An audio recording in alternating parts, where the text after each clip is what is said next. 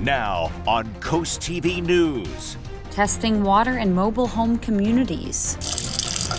Anytime they can test something to make it better, I'm all for it. DNREC's motivations for the statewide tests. Filling up with fuel. Expected fuel rises don't hurt just us, they hurt the general public as well. Fears from first responders as gas prices go up. Well, it looks like we're going to start warming up in a major way for the next couple of days. This is CoastTV News at 6. DNREC testing water here and at other mobile home communities in Sussex County. Good evening. I'm Madeline Overturf. And I'm Charlie Sakaitis. Welcome to our News at 6. Our top story tonight, 45 mobile home communities in Sussex County in the process of having their drinking and wastewater tested. Let's take a look at those 45 mobile home communities. You're going to see them start to pop up across the county. Places in Bridgeville, Laurel, and even in Lewis. And it's important to note, DNREC says they're checking on systems that could be outdated. CoastTV News reporter Brandon Ferguson live in Lewis. Brandon, DNREC believes water in these communities like the one you're in are poorly maintained. Maddie, some people that live here at the Angola at the beach community say it's about time that water is getting tested here because they have saw some water discoloration, but others say they have never had any problems with water. Ultimately, DNREC will have the final say on if the water system here gets revamped. Running water in older mobile home communities has become a priority for DNREC to get ahead of any problems. But I do worry because of well water. Like I said, who knows? Anytime they can test something to make it better, I'm all for it. DNREC says 45 mobile home communities in Sussex County were picked for inspection because they have old septic systems that weren't previously covered by state inspection. Ronnie Petrovsky has lived in Angola at the beach for 13 years and is happy the state is testing water. I don't feel that there's no discoloration or anything like that. We spoke to one man off camera here in the Angola Beach mobile home community. He said he did notice a little pinkish reddish tint to his water before, and he is happy the state is looking into testing. DNREC will be looking at the size of each mobile home community and how old water systems are. Michael Porter says if water is in bad shape, it should be addressed. Water I've never had any problem with now, other than when they shut it off sometimes to do some repairs. When it comes back on, there's like a little rust in the water. You run it for a couple minutes and it's fine again. Testing is just the first phase that could lead to needed upgrades or DNREC enforcement or just peace of mind for people in mobile home communities.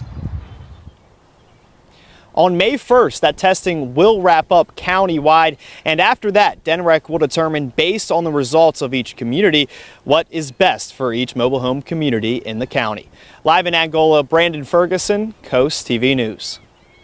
If upgrades are needed, they'll be funded through U.S. Environmental Protection Agency grants and state revolving fund money. That's according to DNREC. The agency also said the focus is on identifying where improvements are needed rather than enforcement, though the agency will respond with enforcement if public health concerns are found. High gas prices continue to hit people all over the country. You might have noticed them. But for first responders specifically, high gas prices, they're causing extra pains. CoastTV News reporter Drew Bellinger is live in Roxana. Drew, most fire trucks, they take diesel, and it's the price of diesel that is almost double the price of gasoline. Charlie, the Roxana Volunteer Fire Company has volunteer firefighters and ambulance services. And they say with diesel prices getting as high as they are, filling the 60 to 70 gallon diesel fire trucks that only get 8 to 10 miles per gallon hurts their budget. Firefighters shared that they work with fuel companies to fill these reserve tanks to avoid fluctuating prices. Deputy Chief Derek Kubin says the increased prices hurts them in other ways too. Expected fuel rises don't hurt just us, they hurt the general public as well. The more burden it is on them for higher fuel costs, the more maybe they're less willing to donate. Firefighters say they're also having to spend more on gas because of an increased call volume. Last year, the numbers were up 25%. This year, they're looking at about the same result. Live in Roxana, Drew Bellinger, CoastTV News. This brings us to our CoastTV poll. We want to know what concerns you most about fuel costs for first responders. Let's take a look at the updated results. 63% say budget strain, 26% say fewer crews, 11% say equipment limits. And we do have a comment today. Joy in Rehoboth says, my biggest concern is that rising fuel costs can directly reduce first responders' ability to stay fully staffed, mobile, and ready when emergencies happen.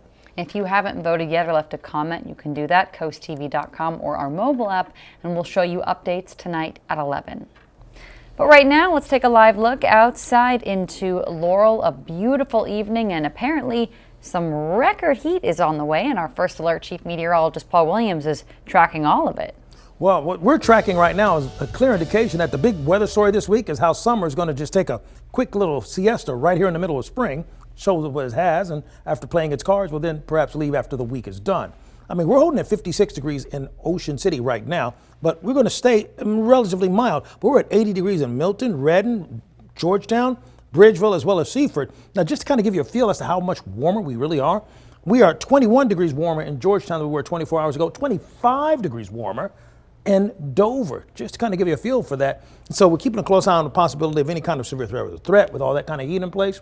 Not a threat at all. Coming up, we'll talk more about the kind of heat that's going to kick in for Tuesday and especially Wednesday.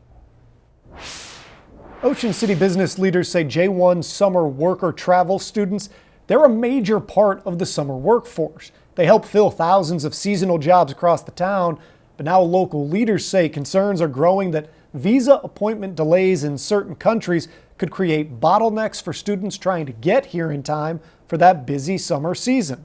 The Ocean City Chamber says that could make it harder for businesses to stay fully staffed as the summer ramps up.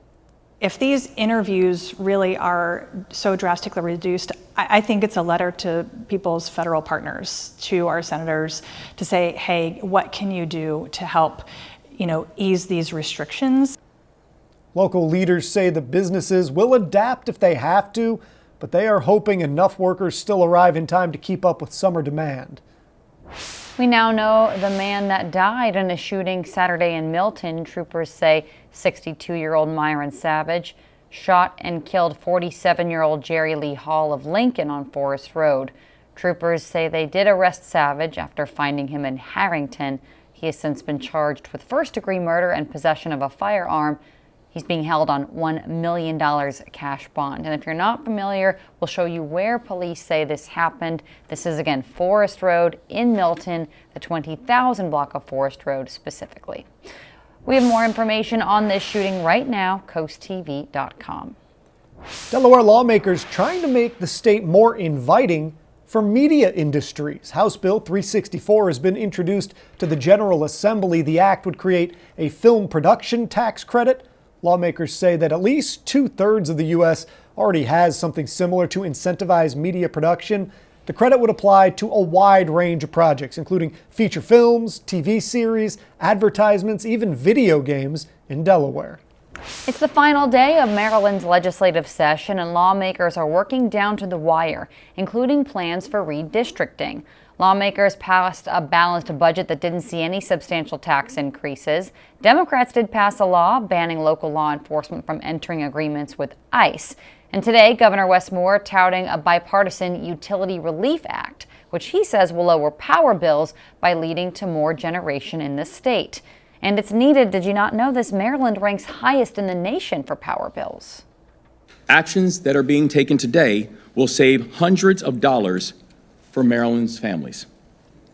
Second, big companies will be held more accountable because of this law. Data centers are done dictating what rules they will follow.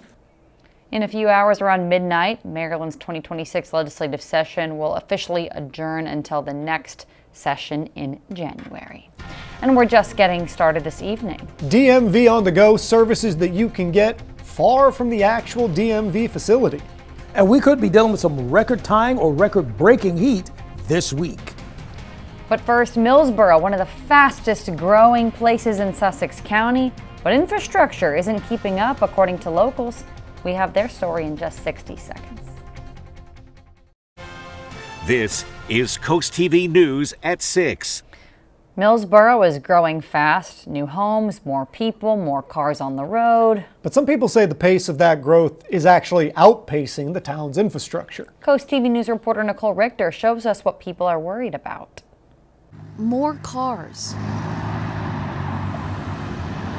longer waits, and roads that don't always seem up to the task. I would say the traffic is the worst. I do think it's growing too fast. All across Millsboro, new development is going up and more people are moving in.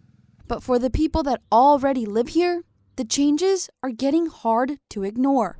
I feel like they're building way too fast, and the town seems to be just kind of like trying to catch up with everything. There's another development on 24 right close to where we are, and it looks gigantic. So yeah, it just seems like every time you turn around, you see more construction going on. Locals say it's not just about how fast the town is growing. It's about whether Millsboro can keep up. The stores are not really keeping up with the amount of people that are here. The doctors definitely are not keeping up with the amount of people that are here. And they need to be more geared to the elderly because that's a lot of what is moving down here. It's not just traffic. Some people say everyday spaces are crowded too. Packed parking lots and long walks to the stores, not enough parking for employees, and summer crowds that only add more pressure. Parking's going to be an issue wherever we go. Even right now, where I went out to the store and it was a line of cars trying to get through the traffic light at BJ's. I couldn't believe it. I said, where is all this coming from? I had to wait like 10 minutes to get through the light. From expanding neighborhoods to active construction sites, Millsboro is changing. For many, the big question is whether the infrastructure will change with it. In Millsboro, Nicole Richter, Coast TV News. Coming up next, Paul Williams, who's in our First Alert Weather Center, has your full forecast. All I'm going to say is the forecast is getting hot in here, particularly for Wednesday when you really think about it. We're talking about 81 degrees right now in Rehoboth Beach, and this is nothing compared to what we are expecting and anticipating for the rest of the work week.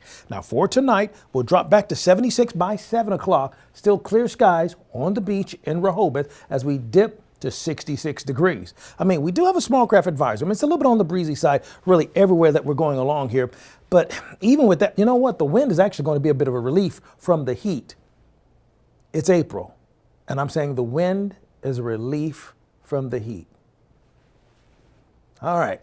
That's a reality check. But anyway, we're taking a look at light sprinkle that pushed through rather rapidly. We're going to see a clearing that's going to occur. Now, where you see all the counties that are marked in white, that's actually indicating concerns throughout portions of Maryland because of dry, parched conditions, which we have a little taste of that. But our big story is going to be the heat. For example, 85 is what we're looking for. 87, the record. We're going to likely clip the record on Wednesday because we're expecting 90 on Wednesday. 86 is the record. And 88, 89 will be somewhere close to either tying or breaking that record on Thursday as well. So hold on to your hats, your ice water, and your air conditioning units.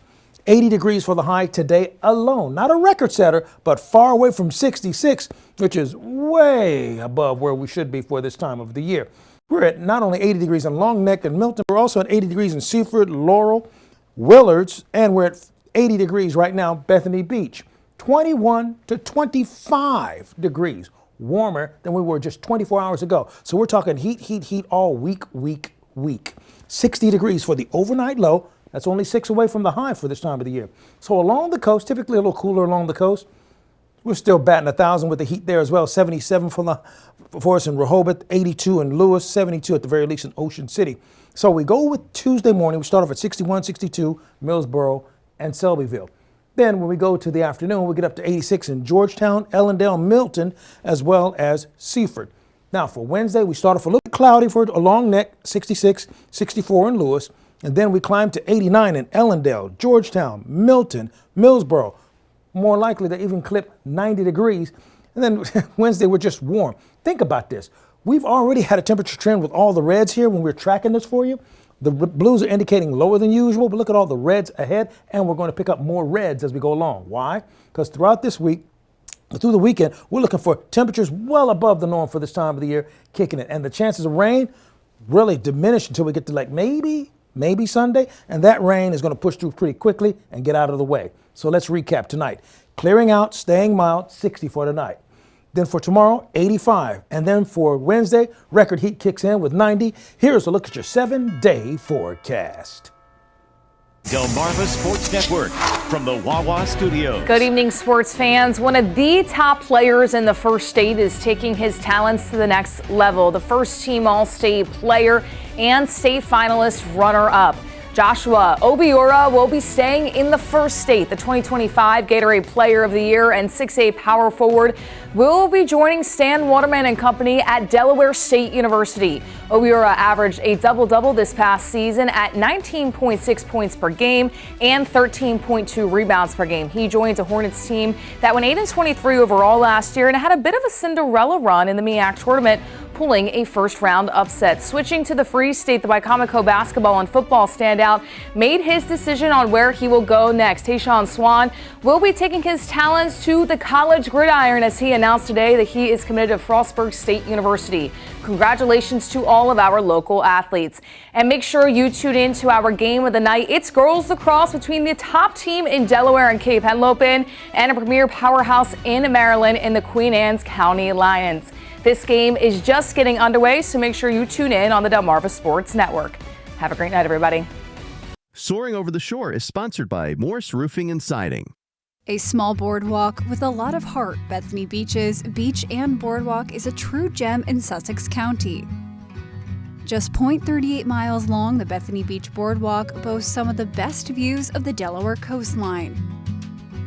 It's popular for runners, walkers, and of course those who want to stroll and shop in the quiet resort town.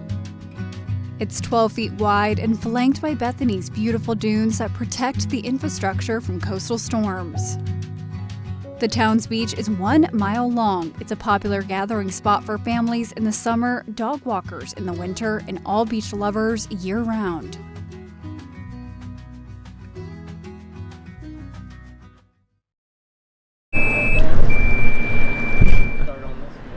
If you were driving on Route 1 today, you might have actually noticed this, a colorful trailer with a little security screening at the Lewis Transit Center. It's the DMV on the go. It made a stop here from 10 to 2, offering services like license and registration renewals, title work, and more. The DMV says the goal is simple: bring convenience closer to the community. It's a lot closer for them. It's bringing it to their actual neighborhood. So it's a lot easier for them to get services done when they don't have to drive as far. Those looking for road exams, inspections, or driver improvement assistance, or uninsured motorists, you do have to still go to one of the main DMV locations. Let's take a look at Salisbury right now. We're at 77 degrees at this present time. We'll drop back to 70 by 10 o'clock. Small craft advisories are going to stay active, so a little breezy on the beaches, but still warm, really warm. Gemma Russell of Berlin, you're our umbrella giveaway winner. Congratulations. Courtesy of Paul Davis, Property Restoration Experts. Keep up with your forecast by calling our weather line, sponsored by the offices of Bruckstedt, Mandalis, and Federico. And finally, here's a look at your exclusive 10-day forecast.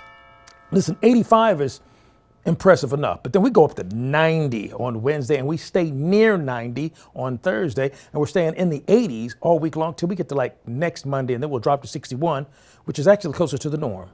All right, Paul, thank you, and thanks for joining us here for Coast TV News at 6. For more news, more local weather, download our Coast TV News app. The NBC Nightly News is up next. And we'll see you later tonight for Coast TV News at 11. Have a great evening.